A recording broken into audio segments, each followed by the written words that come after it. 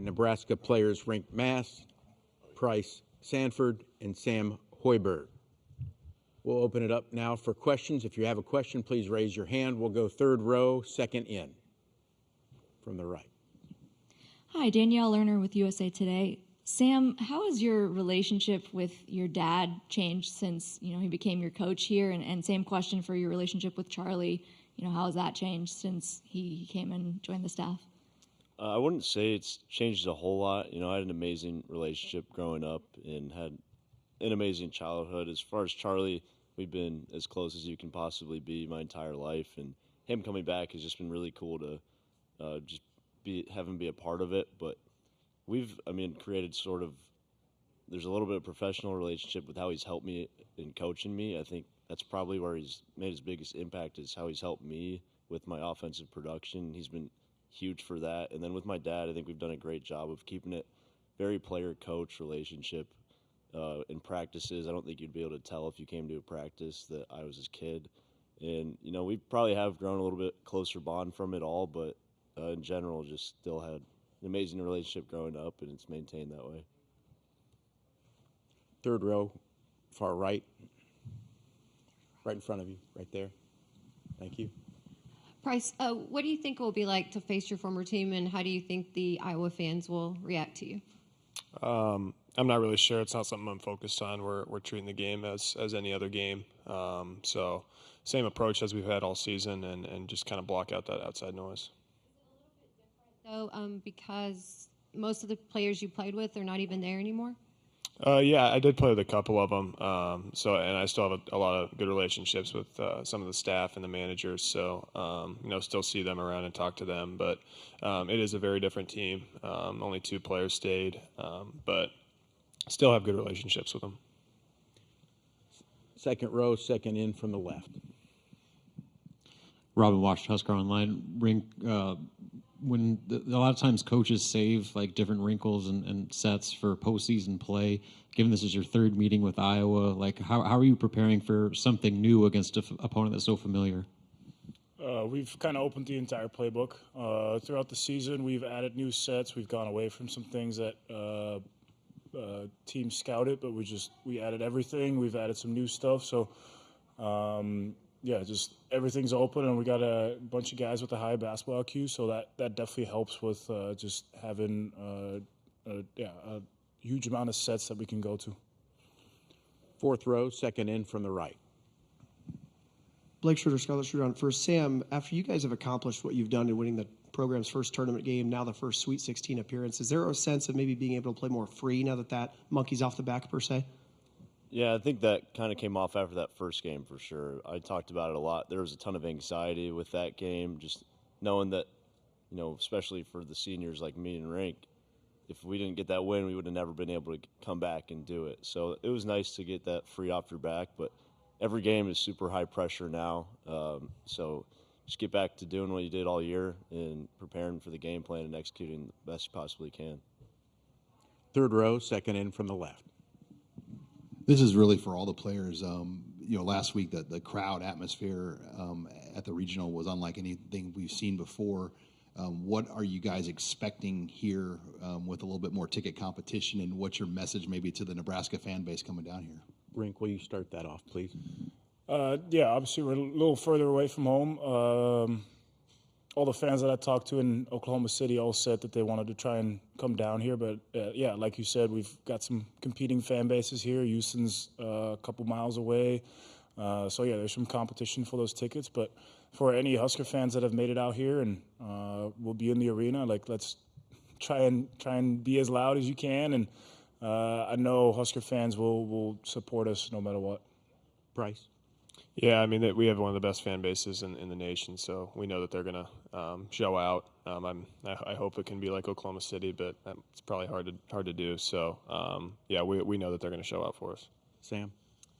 Well, I was looking at how far Memphis was from Lincoln in comparison to here, and it's pretty close. And I know how much of a crowd we had a couple of years ago there, so I fully expect it to be another really good crowd. Probably not to the extent of Oklahoma City, but yeah, I've said it all week. We have the greatest fans in the world, so expecting a good crowd. Please raise your hand if you have a question. Yeah, it's great to be here in Houston. Love this arena, coached in it, and actually was in this practice facility with numerous practice times here. So it's great to be back in Houston, and just really excited for the opportunity to continue to compete in this great event. Playing a really tough opponent in Iowa, was so impressed by their win over Florida and all the things that they did in that game to get the victory there at the end. We know them, they know us, and had two really highly competitive games against them this year, essentially one possession games in both of them, and excited about the opportunity to compete tomorrow. If you have a question, please raise your hand. Wait for the microphone. We'll go second row, second in from the left. Robin Wash at Husker Online. Fred, from your experience, the deeper you get into NCAA tournament play, how much of these games come down to like a coach's chess match, especially against an opponent you're facing for the third time in the season? Yeah, I mean, obviously we've got our game plan. Iowa has theirs, and now it's all about going out and executing and figuring out a way to make adjustments if things aren't going according to plan. And it is, when you look at the two games that we played earlier this year, very, Iowa, with the way that they control pace and control tempo, I thought they did a great job with that in those first two games. They get up 10 early on Clemson and did the same thing, got a double-digit lead against Florida, and they were able to control pace and tempo for the entire game.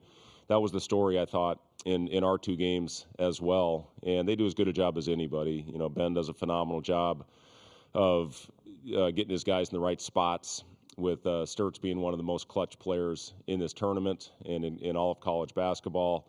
But what they're doing with Combs right now, he's handling the ball a lot as well. They're using Sturtz a little bit off the ball. The way Koch is shooting, he's shooting 54% over his last 5 with 18 made threes. And really everybody. Banks coming off an unbelievable game. And, it's going to come down to a lot of little things, Robin.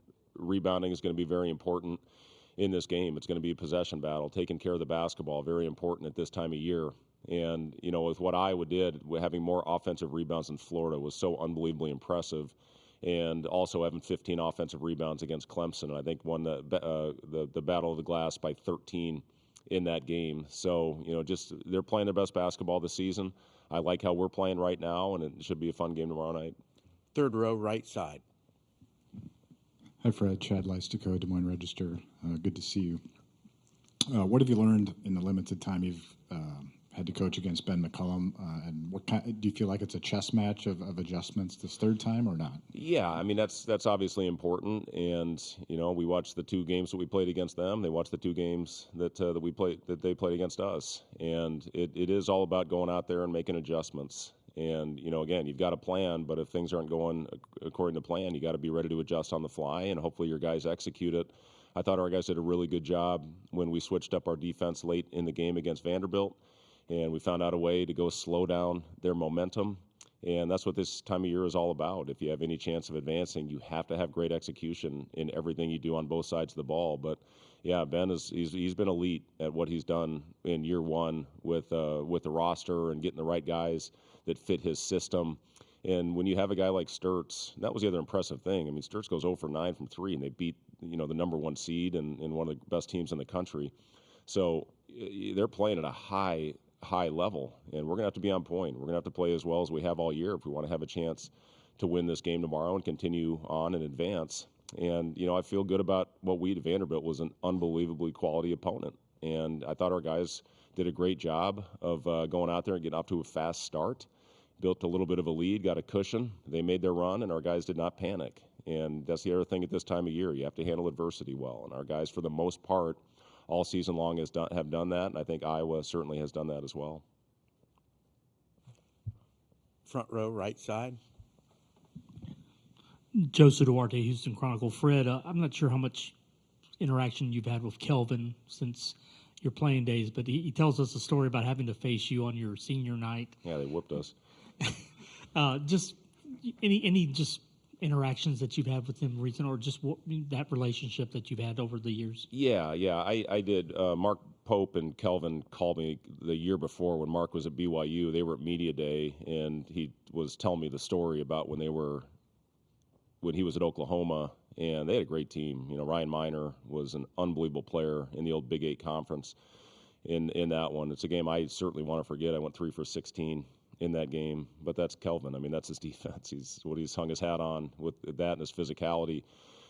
We played in the same region as them 2 years ago, so I was able to catch up with him there as well. I just, just a really incredible quality human being. That's one thing that I know about Kelvin, and have competed against him as a player and a little bit as a coach. So, just think the world of him, and certainly what he's doing right now. He's got a team built to cut down the nets.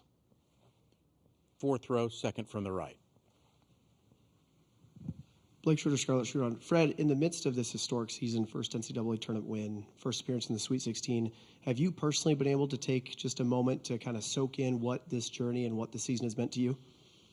Oh, not really. It's on to the next. And if you get caught up in it, and if you get satisfied, you're not going to last very long in this tournament. And again, I look back at the team that we put together all season long. They've found a way to move past it. And whether it's been a tough, devastating loss, our guys have found a way to regroup and refocus, or if it's been a big emotional win. And that's what it was this last weekend. Did we celebrate? Absolutely we did. I think every team that's in this position right now celebrates it, but then you got to get over it. And then you got to get back in the gym, and you got to put a game plan together, and you got to watch a lot of film. And then it's all about going out and executing everything that you've put in to give you the best chance of continuing to advance in this tournament. And when I look back at this journey all season long, that's what's been most impressive, I think, about our guys, is they've found a way to move on to the next assignment. And, certainly this week with playing Iowa, our guys, we know them, they know us.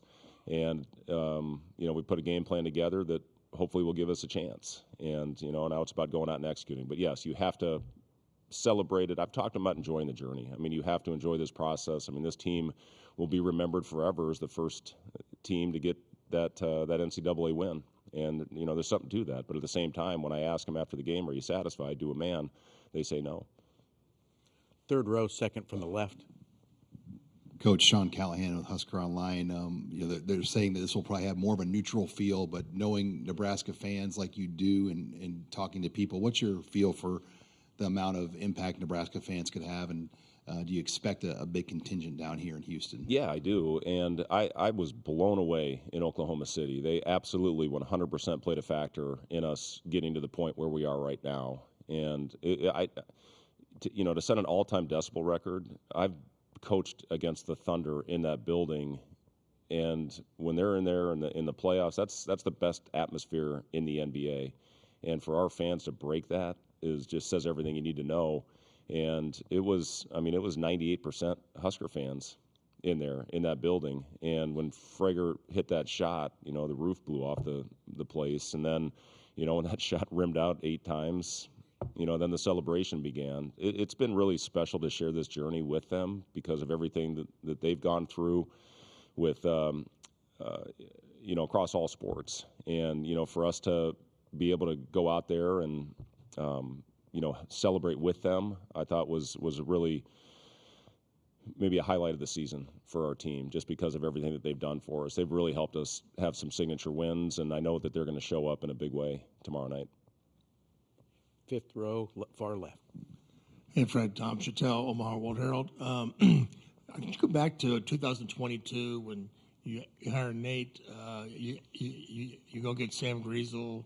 What was the whole thought process there? What like you started changing the way you were going to play? Yeah, well, Nate and I have been together a long time. I hired Nate to come in, and he was my video guy at Iowa State. I brought him to the Bulls with me. He went on to Windy City in the inaugural season with the G League team. Brought him back with Chicago, and the best thing to happen to me was when Billy Donovan didn't retain him. That allowed me to get reunited with Nate, and he's just so detail oriented in everything he does. And the passion you see on the sidelines in the 40 minutes, that's how he is every day. And he's just, he's allowed me to focus on the other side of the ball. I've completely turned the defense over to him. Certainly we meet on everything and sign off on it, but very rarely when he brings something up. It was the 1-3-1 the other day. So what do you think? I said, what do you think, Nate? He said, I think we should do it. And I was reluctant because of how hot Vanderbilt was. And then I looked back, I said, all right, let's do it. And we went to it, and it was the reason that we won the game. So, Nate is just, he's one of the best in the business on that side of the ball. And just feel really fortunate to be around a guy that puts as much time and effort into it. He's 24/7 in this thing. And, he's a big reason for our success. And then Sam Griesel, I know I've talked a lot about Sam, but he really was the guy. And Emmanuel Bandamel doesn't give enough credit as well when we had those guys in there together. And I'm sick for Emmanuel with how he got hurt that year. Jawan went down that year as well. But, that's really when the narrative started to turn with Nebraska basketball. So Sam and Emmanuel, to me, were the two guys that really get the credit. And then, Derek and Jawan, and then you get Casey, and then Josiah, Bryce Williams, all those guys played a part in it, but it really started with Sam and Emmanuel. Third row, far right. Hey, Fred, again. Fulgaris was single digits against you guys both meetings, but he's come alive a little bit in the NCAA tournament. Does that change your preparation at all? I think they're 14-1 when he scores 10 or more. Yeah, he's really good, and playing at a high level right now as well. Obviously confident what a shot like that can do for you, and I thought he was terrific in both of Iowa's wins over Clemson and Florida. And you just always have to have awareness. He does a great job not only shooting the ball, but he gets to the basket as well. And defensively, he's really good in their pick and roll coverage. So they make life very difficult on you. And, Fulgaris, I think, is a big part of that on the defensive end. They swarm you. They're all over the place. They turn you over better than any team in the Big Ten. And, Fulgaris is playing with a lot of confidence right now. Second row, far left. Mike Sauter, Hurrdat Sports.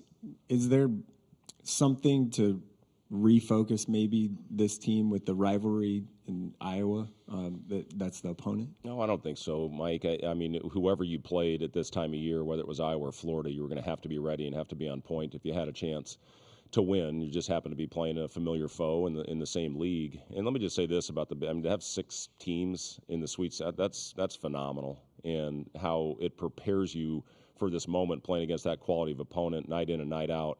I'm just really happy for the league. It's been a fun ride. It's a grind to get through it, but it's going to be fun to see hopefully multiple teams in the Final Four. Other questions? Great. Thank you.